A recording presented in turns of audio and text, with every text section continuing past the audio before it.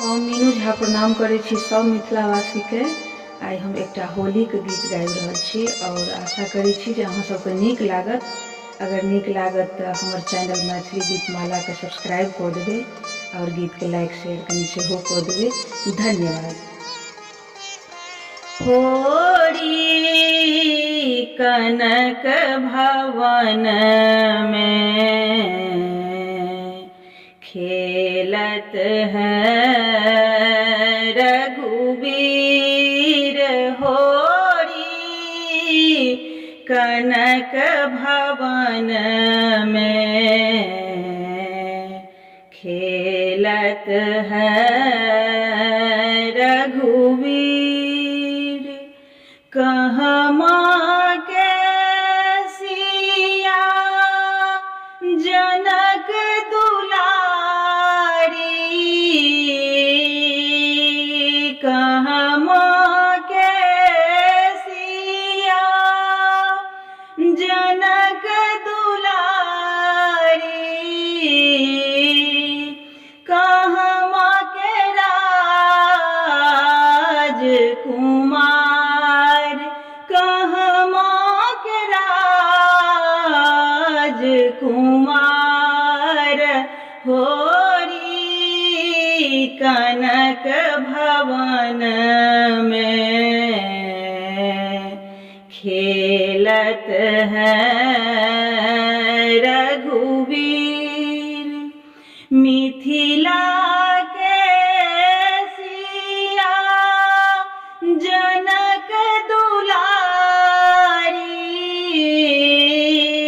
मिथिला के सिया जनक दुलारी। अवध के राजकुमार, अवध के राजकुमार। होरी कनक भवन में खेलत है रघुवीर। राम जी के हाथ कनक पिचकारी,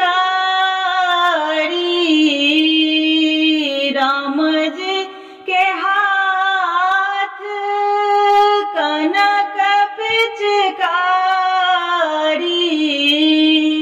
सिया जी के हाथ अबीर, सिया जी के हाथ अबीर।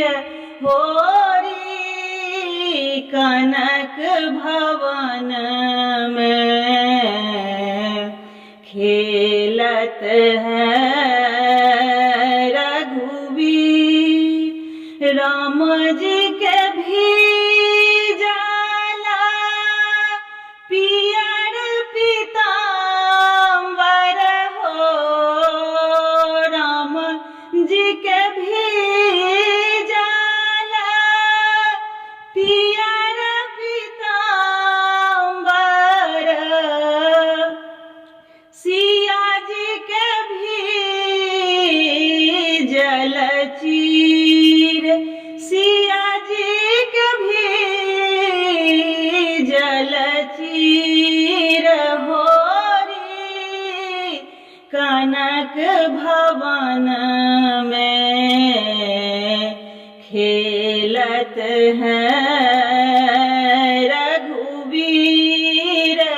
होरी कनक भवन में खेलत है रघुवीर, खेलत है रघुवीर, खेलत है